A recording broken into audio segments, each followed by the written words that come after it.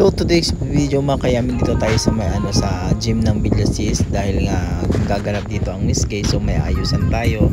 Alam nyo naman itong mga Miss Gay yan, may makuha ko ang papaayos sa atin. So ang bali ang ayusan ko dito ang kayamin isang taga Bakag. So ayan mga kandidata, mga 4 to 5 dito na kami sa mag-aantay na, and then nakalatag na rin ako ng gamit, so naantay ko na lang ating kandidata para ayusan siya mga. So yun nga, start na tayo guys.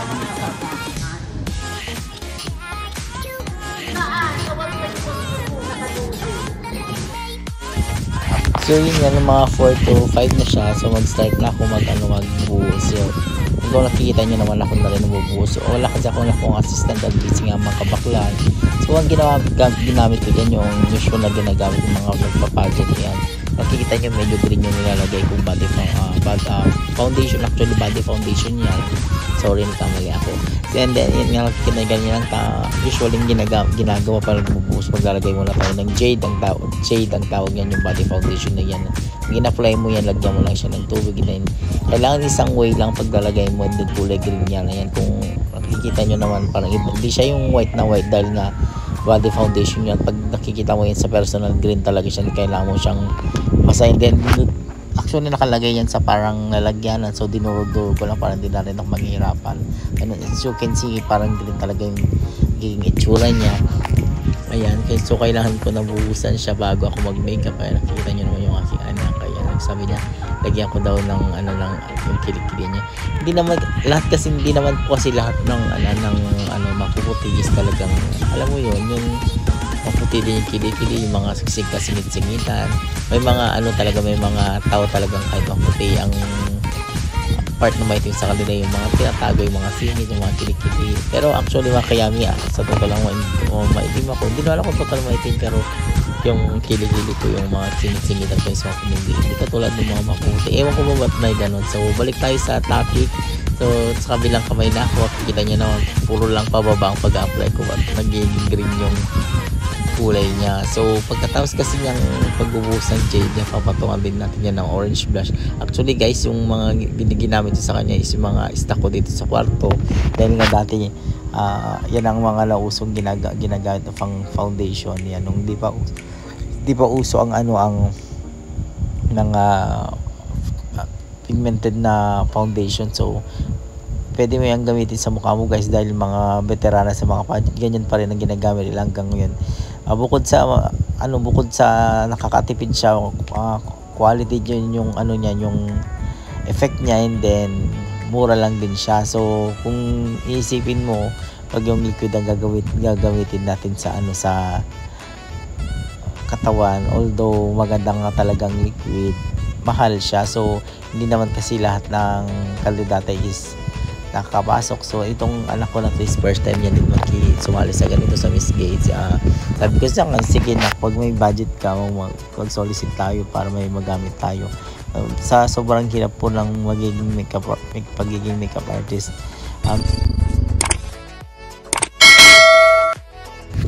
bisit kasi trabaho mo pa yan. So bali nabuhusan ko na siya, nalagyan ko na ng jade and banding orange blush. Yung kanya katanong, kita nyo medyo maputi.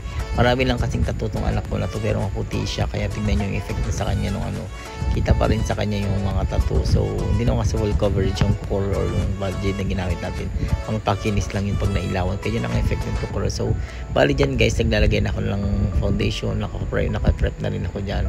Bakit ang lutang na lutang yung aking panty at likod ko.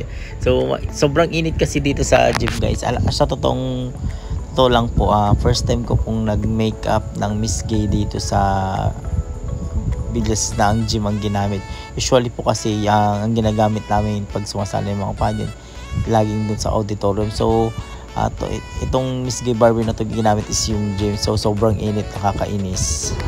So yun nga yan, ito ang aking setup pala sa mga doon nakakaalam. Pag nag-makeup ko, kailangan talaga ng maliwanag na lugar. Nagdala ko din yung phone para makapagkuha nga ako ng caption pang post. And then bala yan ng mga kandidata, kanya-kanyang makeup na pag sa mga Miss Gay talaga kita mo daming latagan ng gamit, daming mga bakla, may mga assistant. Bali ngayon wala ka kung assistant dahil nga mga busy nga mga bakla yan. Si friend si JC yan, yung may alin ng tambayan dun sa may food strip sa harapan ng simbahan.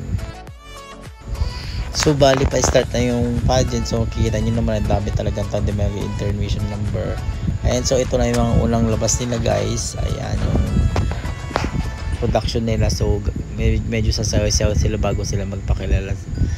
Ganyan, mga 14 candidate po sila. Ayan, di ako nakapag-video bali may inutusan na ako mag-video sa labas, kaya yung mga makeup artist at assistant naman hindi basta-basta nakakalabas. So bali dyan nakikita nyo na maraming tao.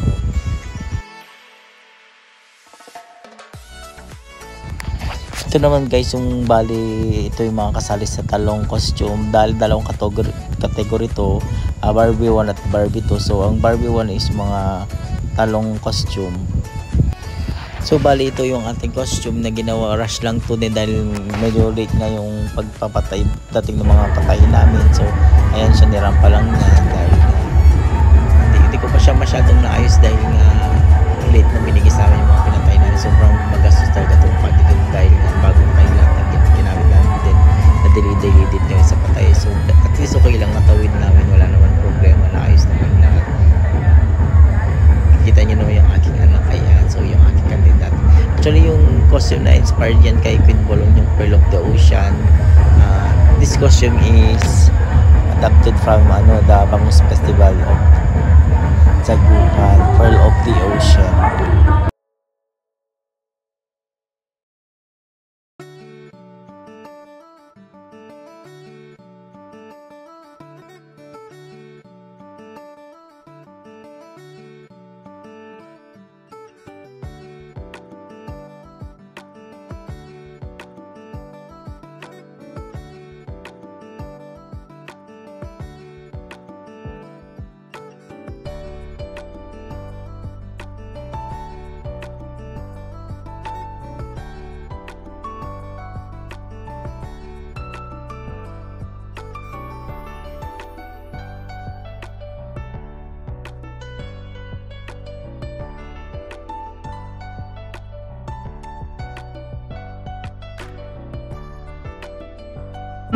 Rifle, selecting strike lights in the rifle embrace our identities. The fight for the LGBT rights is a fight for the recognition of our humanity, a fight for equality, and a fight for a freedom to love without fear and prejudice. Let's come together united and pursue our society.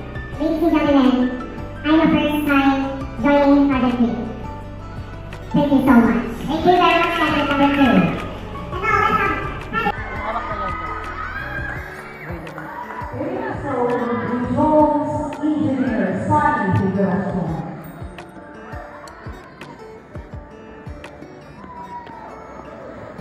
Okay, candidate number 2, congratulations for winning top 9. This is your...